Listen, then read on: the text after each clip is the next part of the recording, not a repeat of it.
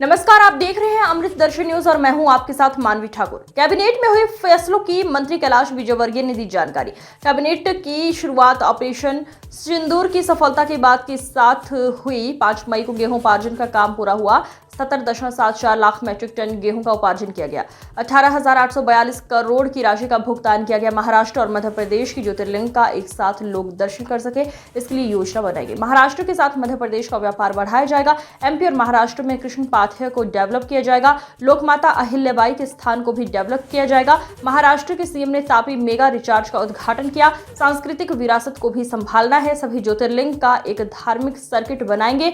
ऐसी योजना बनेगी जहां सभी धार्मिक स्थानों में जा सके। भगवान कृष्ण ने महाराष्ट्र में जहां कृष्ण लीला हुई, असुरों के खिलाफ जागृति की थी, वहां भी डेवलप होगा। नाथ परंपरा को सभी जगह डेवलप किया जाएगा।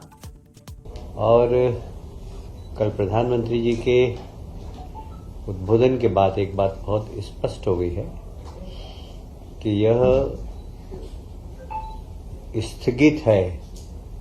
अगर पाकिस्तान फिर से हरकत करेगा तो हमारी सेना तैयार है, और इसलिए सभी ने माननीय प्रधानमंत्री जी का अभिनंदन किया है।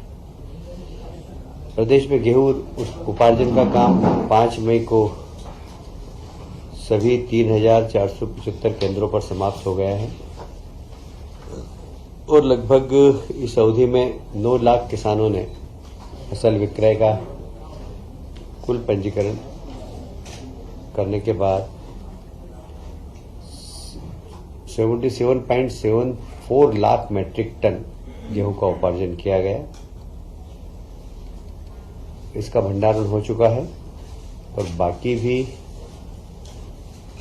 जहां जहां निर्देश दिए गए कहीं बाहर गेहूं हो तो उसका भंडारण करके वर्षा से कैसे हम गेहूं को बचा सके, इसकी चिंता करें। इस पूरे उपार्जन के अंदर जो राशि खर्च हुई है वो 18,842 करोड़ का भुगतान किया गया है। बचा हुआ कुल 18 करोड़ का भुगतान है, वो भी हम जल्दी कर देंगे। अभी आपको मालूम ही होगा, महाराष्ट्र के मुख्यमंत्री जी आए थे, और मुख्यमंत्री जी ने ताप्ती बेसिन मेगा रिचार्ज परियोजना का तो उद्घाटन किया है, पर दोनों प्रदेशों की सांस्कृतिक विरासत को, जो प्रधानमंत्री जी हमेशा कहते हैं कि विकास के साथ विरासत को भी हमें संभालना है, तो दोनों माननीय मुख्यमंत्री जी ने बैठकर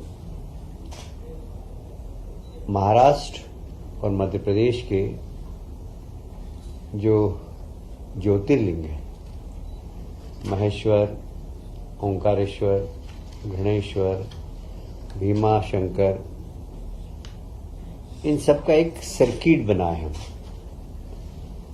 और वह एक धार्मिक सर्किट जो कि इन सभी ज्योतिर्लिंगों पर लोग एक साथ जा सके, इस प्रकार की योजना बनाने का निर्णय लिया है।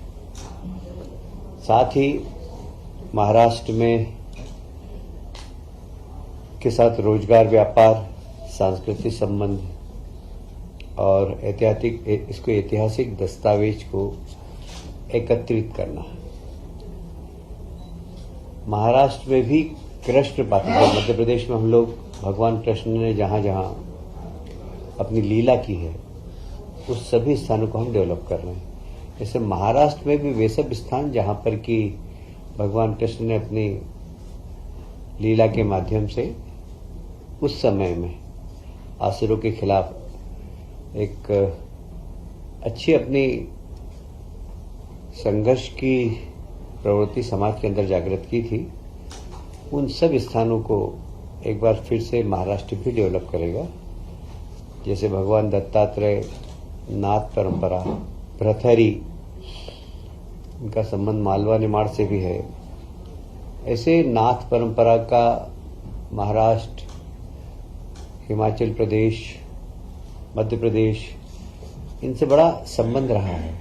तो इन सब को डेवलप करना, लोक माता अहिल्याबाई का जन्म महाराष्ट्र का ही है, उनके स्थान को भी डेवलप करना। और मुझे कहते हुए बहुत प्रसन्नता है कि जिस प्रकार हमने इंदौर में मां साहब के 300 वर्ष पूरे होने पर कैबिनेट करने का निर्णय लिया है, उसी प्रकार महाराष्ट्र की सरकार भी पुणे के पास